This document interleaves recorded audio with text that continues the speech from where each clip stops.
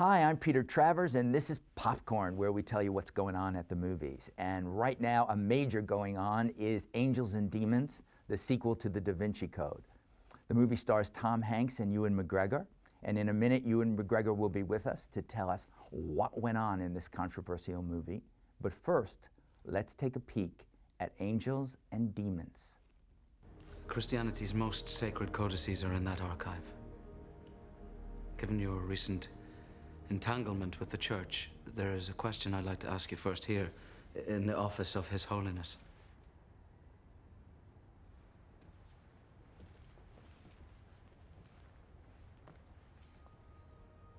Do you believe in God, sir? Ewan McGregor, welcome to the show. Thank you very much. You're in Angels and Demons, so which one are you? I suppose a bit of both, like everyone else, really. You know, to different degrees, at different times. Well, tell everybody who you play. I play the Camerlengo, who's... I love that. Of course you do. Yeah. Yeah. The Camerlengo, the Pope's right-hand man, and there's a Vatican law that when the Pope dies, the Camerlengo is effectively in charge of the Vatican for the period of time between the Pope's death and the election of the new Pope, And that's which is when the story starts. So how did you prepare to play this Camerlengo? The research I did was, there's a certain amount of stuff available on DVD and literature about the Vatican and how it works. But it's quite dry, boring stuff, to be honest. I found it quite difficult to sit through an hour-length documentary even about the internal workings of the Vatican. So why I shouldn't even say why are Catholics upset by Angels and Demons when it's really the Catholic League, which is something else entirely than the Catholic Church being upset? But I don't know that why they would are. they? I don't think that they... The truth is that it's a very old school, if you like, fast-paced thriller with a bomb ticking away in the background that's set in the world of the Vatican, which is an interesting world that we don't know much about. And it's a high-powered world, so the stakes are quite high. And there's nothing anti-Catholic about it, there's nothing anti-Christian about it, or, you know, if I'd read it and felt that it was... I'm not a religious person, I don't follow any faith, but I wouldn't be involved in something that I thought was anti anybody's faith. Life's too short. I don't have any desire to do that. Open the doors. Evacuate St. Peter's Square and tell the world the truth. At the heart of the film, the conflict is about science and religion and whether the two can go hand in hand.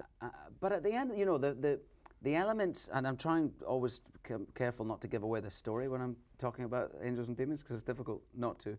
But it's impossible for me to talk to you about this part. It's quite difficult to talk about my role without giving all the away. It really is, yeah. But the parties within the Catholic faith who are represented in the film as being the evildoers are, at the end of the movie, are found out to be the evildoers and are shunned and punished by the Catholic, by the cardinals, by the church.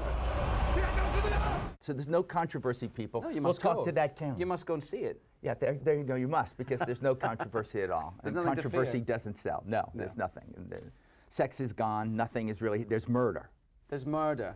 There's some gnarly murders in it. Yeah. There's the four cardinals who are most likely to become, who are thought to most likely to become the new pope, are kidnapped, have disappeared, and there are clues left. And Robert Langdon, Tom Hanks's character, is brought into the Vatican because he's such a great historian, and maybe he can solve these riddles.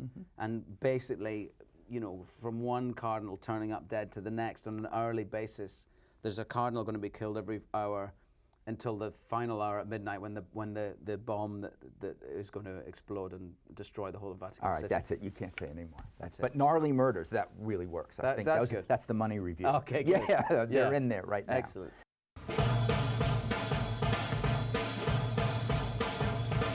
Choose life, choose a job, choose a career, choose a family, choose a big television, choose washing machines, cars, compact displays and electrical tin openers.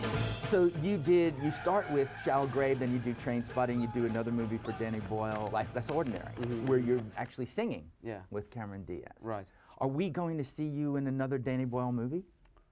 I don't know. I don't think so. I mean, because we haven't spoken in years, Danny and I.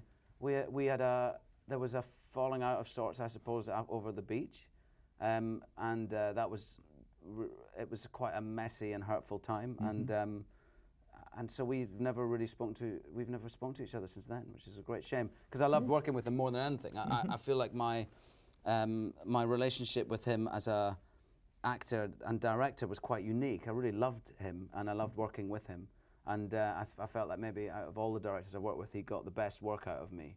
So it's a great shame that we don't work together anymore, but at the same time it would be quite difficult now too, I think. Even after all these years? Yeah. That's too bad. I know. It's a shame, but I'm going to create an intervention. Yeah, maybe you should do that. Yeah, get us. Bring Danny in. Was he out there? You know. Yeah, let's start. You this thought now. you were coming here for an interview? No, it's not. This is what it is. This is your life, Ewan McGregor. That's exactly what's going on here.